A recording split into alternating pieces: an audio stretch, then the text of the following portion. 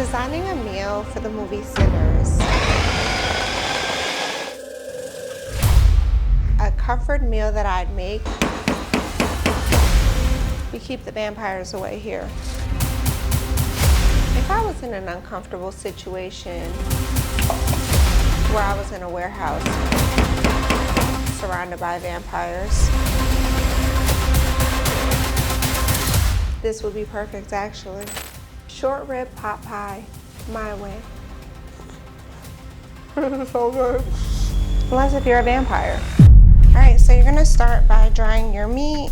Then you're going to liberally season. I do salt, pepper, onion, and garlic powder. And then you're just gonna massage the seasonings. Make sure all 4 sides, you want it to look like this, fully seasoned. If you don't have enough seasoning, just add some more. All right, so you're gonna make sure your cast iron is hot, and then you're going to sear your short ribs on all sides. And when you're searing them, make sure you don't overcrowd your pan, otherwise your pan gets cold, and then you're not gonna get a good sear. All right, after your pieces have a nice crust on them, you're gonna put them in your pot. All right, so I'm gonna chop up some celery, some garlic.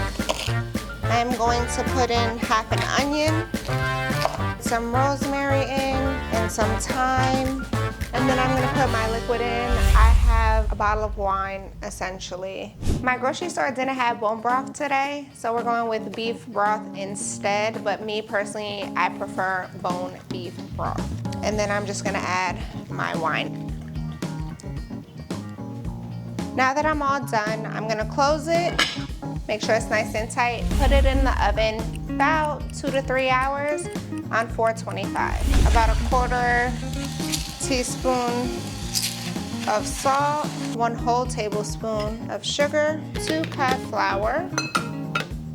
If you have frozen butter, believe it or not, that's best. So now if you look, it kind of looks sandy and dusty. We're gonna put this in here, put our water in, mix it together so it breaks apart too easy. So you're gonna add in about a tablespoon at a time and then work it in. You don't want it to get over moist.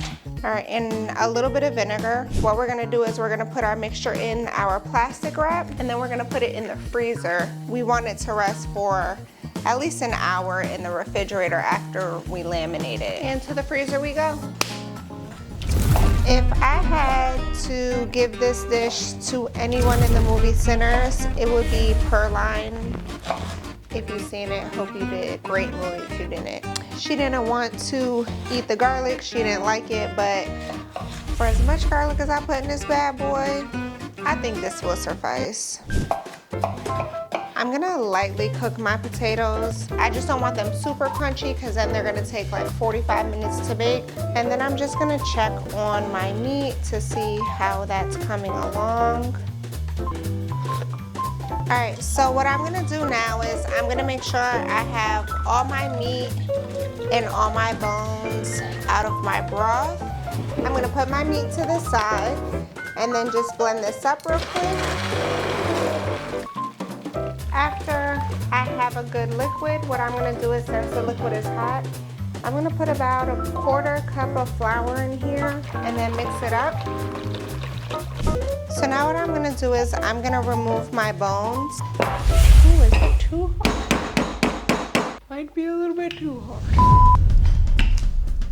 All right, so first I'm gonna put a little bit of sauce in the bottom so nothing sticks. A little bit of meat, a little bit of potatoes, a little bit of onions.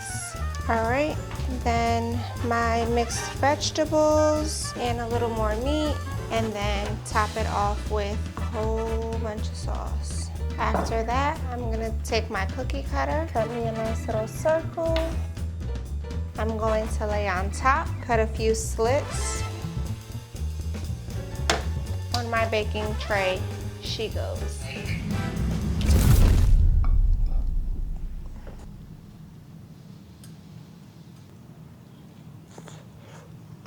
This is perfect.